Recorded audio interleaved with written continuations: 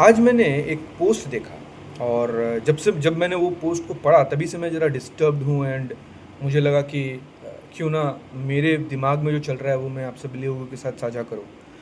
मैंने एक पोस्ट पढ़ा जिसमें एक लेडी का पोस्ट है, वुमेन का पोस्ट है and she is a school teacher and उसका डेथ होता है। She committed suicide because of उसके जो घर पे जो चैलेंजेस थे, उसके पीछे उसने अपने 4 साल के एक छोटे बच्चे को छोड़कर गई है और रीज़न बताया कि जो उसको टॉर्चर उसके इन-लॉज़ से और उसके हस्बैंड से मिलता था, जिसके कारण उसने इतना बड़ा स्टेप उठाया। क्वेश्चन ये है कि क्या सुसाइड ही ऑप्शन था या कुछ और किया जा सकता था? आज जो मैं आप लोगों के साथ शेयर करने जा रहा हूँ वो ये नहीं कि कौन गलत था या कौन सही था या फिर मैरिज में सैंक्टिटी लूज़ हो रही है या फिर हस्बैंड्स ऐसा कर रहे हैं या उनके फैमिली मेम्बर्स ऐसा कर रहे हैं या वाइफ ऐसा कर रही है, उसके फैमिली मेम्बर ऐसा कर रहे हैं। इस पे मैं डिबेट नहीं करना चाहता क्योंकि वो पॉइंट नहीं है। सी हमारा आधा प्रॉब्लम का जो सल्यूशन है वो हमारे अंदर ही होता है। बाहर के एनवायरनमेंट को हम कंट्रोल तो कर नहीं सकते बट हम अपने अंदर के एनवायरनमेंट को ज़रूर कंट्रोल कर सकते हैं। क्वेश्चन ये था कि क्या दूसरे ऑप्शंस नहीं थे इसके पास? सुसाइड करने से पहले क्या इसके पास दूसरे ऑप्शन नहीं थे? क्या वो अपने फैमिली में अपने पेरेंट्स के पास नहीं जा सकती थी? क्या वो डिवोर्स नहीं मांग सकती थी? क्या वो पुलिस प्रोटेक्शन नहीं ले सकती थी? क्या वो करेजियसली अपने हस्बैंड से और अपने इन लॉ से बात नहीं कर सकती थी? क्या ये सारी चीज़ें नहीं अवेलेबल थी कि उसको इतना स्ट्रॉन्ग और अल्टीमेट डिसीजन लेना पड़ गया कि सुसाइड करना पड़ा? बट क्वेश्चन ये है कि ये एक एग्जाम्पल हमारे सामने आया है और इसी के पॉइंट पे मैं बात कर रहा हूँ। बहुत सारे ऐसे सुसाइड्स हमारे नज़र में आते हैं, कभी हम उस पर डिस्कस करते हैं, कभी नहीं करते हैं और उसका एक बहुत बड़ा रूट कॉज होता है, दैट इज़ इमोशनल डिस्ट्रेस। कि लोग इतना परेशान हो जाते हैं मानसिक के तौर पे कि उनके पास और कोई रास्ता ही नहीं रह जाता और वो भागना चाहते हैं इस जंजाल से और उसके लिए वो इतना एक्सट्रीम स्टेप ले लेते हैं। बट ये क्यों होता है? ये जानने वाली बात है। अगर हम समझें कि इमोशनल ब्रेकडाउन क्या होता है तो हम शायद इस प्रॉब्लम को थोड़ी लेवल पे कंट्रोल कर पाएंगे। तो आप सभी लोगों को पता होगा कि हमारा जो बॉडी है, हमारा जो माइंड है, वो या तो फाइट करता है हमारे सिचुएशन से या फिर फ्लाइट करता है, मतलब भागता है। और ये जो सिचुएशन था, ये फ्लाइट वाला सिचुएशन था वेयर इसने आत्महत्या करके छुटकारा पाया अपने प्रॉब्लम से। तो ये प्रॉब्लम इतना बड़ा हो गया कि एक बम की तरफ फटा। क्यों ऐसा सिचुएशन सामने आया, इस पे मैटर पे मैं ज़रा बात करना चाहूँगा। अगर आप देखो तो हमारे सामने जब कोई सिचुएशंस आते हैं तो या तो हम उससे भागने की कोशिश करते हैं या हम उससे जूझने की कोशिश करते हैं। बट कुछ ऐसे सिचुएशंस होते हैं जो ना तो हम फाइट कर सकते हैं और ना ही हम फ्लाइट कर सकते हैं, मतलब जिससे हम लड़ भी नहीं सकते हम जिससे भाग भी नहीं सकते। अब ये सिचुएशन भी कुछ शायद वैसी होगी जिसमें वो लड़ नहीं सकती थी क्योंकि वो रिलेशनशिप में थी, वो चाहती थी घर में शांति रहे और उसके जो भी इन लॉज थे या हस्बैंड थे या जो भी, मुझे पता नहीं, उसको टॉर्चर करते होंगे बट वो उस पर करेज लेके उससे बात नहीं कर पा रही थी क्योंकि उसको लगता था कि अगर वैसा करेगी तो घर का माहौल ख़राब होगा। तो फाइट नहीं कर सकती थी, फ्लाइट भी नहीं कर सकती थी, भाग भी नहीं सकती थी क्योंकि छोटा बच्चा है, छोटे बच्चे को लेके कहाँ जाए, घर के खर्चे भी हैं, बच्चे का मतलब एजुकेशन का खर्च भी है।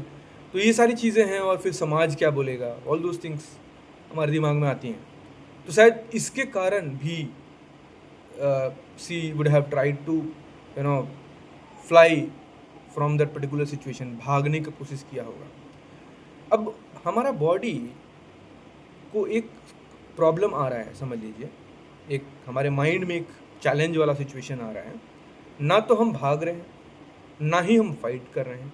तो क्या होता है, हम घुटने लगते हैं अंदर ही अंदर, मतलब कि हम अंदर ही अंदर उसी चीज़ को सोचते कि अब मैं ऐसा कर दूंगी, मैं वैसा कर दूंगी, हम ये करते जाते हैं और ये एक एनर्जी बॉल बन जाता है जो हमारे लाइफ में अंदर स्टोर होता जाता है।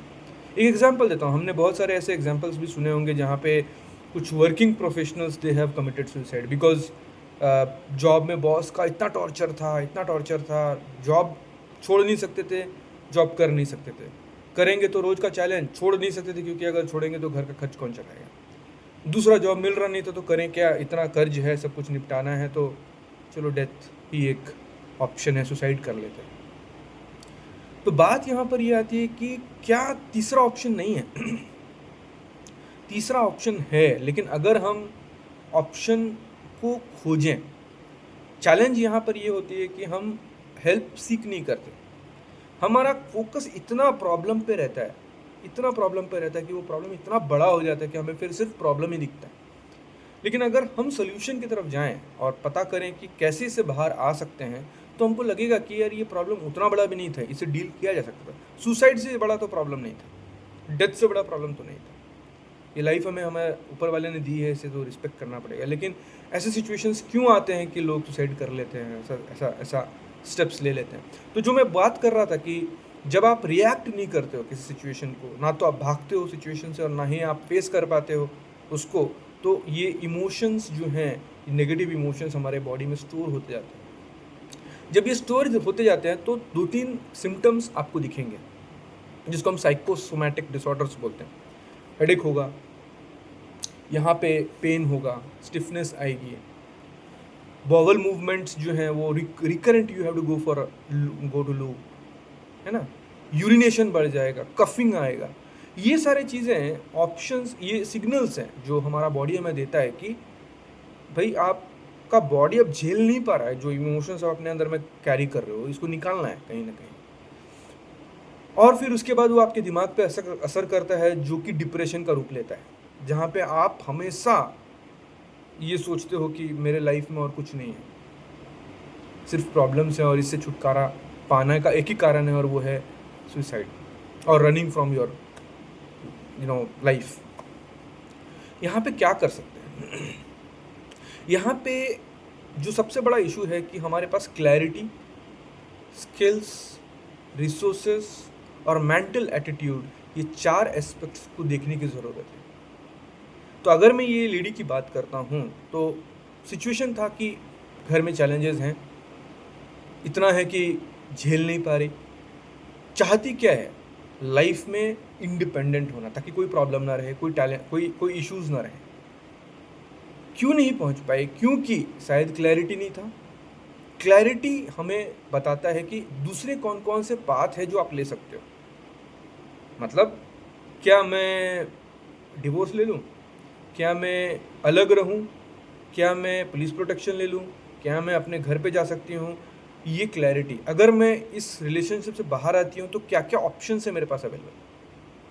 अब यहाँ पे आप बोल सकते हो कि नहीं, वो तो मतलब उसको जो पैसे मिल रहे थे वो बहुत कम थे, अगर वो अलग होती तो शायद कहते हैं आपको अपने फैमिली में अपने बच्चे को पालन पोषण नहीं कर पाती, एलुमनी लेती जो भी था, बट कहते हैं आपका वो उसको नहीं सपोर्ट कर पाती अपने बच्चे को। तो क्वेश्चन यहाँ पर आता है दूसरा एस्पेक्ट का, जिसको हम बोलते हैं रिसोर्सेस एंड स्किल्स। मतलब कि क्या मैं 2-3 स्किल सेट सीख के अपने सैलरी को बढ़ा सकती हूँ, क्या मैं पार्ट टाइम कुछ और जॉब भी कर सकती हूँ, क्या मेरे अंदर में वो एबिलिटी है? अगर नहीं है तो क्या मैं ऐसे कुछ इंस्टीट्यूशंस को ज्वाइन कर सकती हूँ, लर्निंग कर सकती हूँ, जहाँ पे मुझे वो लर्निंग हो जाए, वो स्किल्स में डेवलप कर पाऊँ। तीसरा जो था कि रिसोर्सेज, वो देख सकती थी कि क्या क्या रिसोर्सेज हैं मेरे प्लेटर में जो मुझे हेल्प कर सकते हैं। She would have taken support from NGOs, she would have taken support from parents, she would have taken support from police. These are the resources which is available.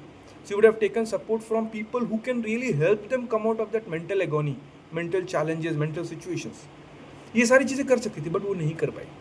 क्यों? क्योंकि मेंटल जो चौथा वाला जो एक रोड ब्लॉक है, mental state, उसको change करना था। May be she was very low in her self image, she was not having any other options available, उसको कुछ ऑप्शन दिख रहा ही नहीं था। उससे हम डील कर सकते थे, क्योंकि जो हमारे दिमाग में थॉट्स हैं वही हमें एक्शंस लेने पे मजबूर करते हैं, और ये थॉट्स को कभी कभी हम सच मान लेते हैं, और इसी के कारण हम इस तरह के ट्रैप में फंस जाते हैं। यहाँ पे आपको आना चाहिए क्वेश्चनिंग एबिलिटी, जहाँ आप अपने थॉट्स को क्वेश्चन कर रहे हो और उसकी वैलिडिटी को चेक कर रहे हो।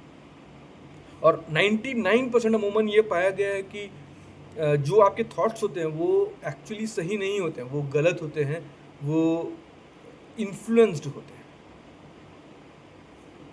बड़ा ही मतलब मुझे बहुत दुख हुआ ये जान के, ये न्यूज़ पढ़ के, क्योंकि मुझे लगता था कि कहीं ना कहीं अगर मैं मिलता तो शायद मैं हेल्प कर पाता। तो my humble submission to everyone that life में कितने भी चैलेंजेस आए, कैसे भी सिचुएशंस आए, don't take this extreme step, because life is very precious. ऊपर वाले ने दिया है, ऊपर वाला ही ले सकता है, हमें खुद से नहीं लेना। और एक चीज़ याद रखना कि जो बोट होता है ना, बोट किनारे में खड़े करने के लिए नहीं बनाया गया है, उसे रफ सी में जाना पड़ता है, उसके लिए बनाया गया। हमारा जो लाइफ है वो शांत, प्लेजेंट, चैलेंजेस विहीन होके आराम से इंजॉय करने के लिए नहीं है। ये है कि how we can deal with our challenges, how we can deal with our circumstances and come out gloriously. So hope आपको मेरा ये छोटा कंटेंट शायद अच्छा लगा हो। अगर अच्छा लगा तो अपने व्यूज़, अपने कमेंट्स शेयर करो, which will also guide others who will go through this post. Thank you.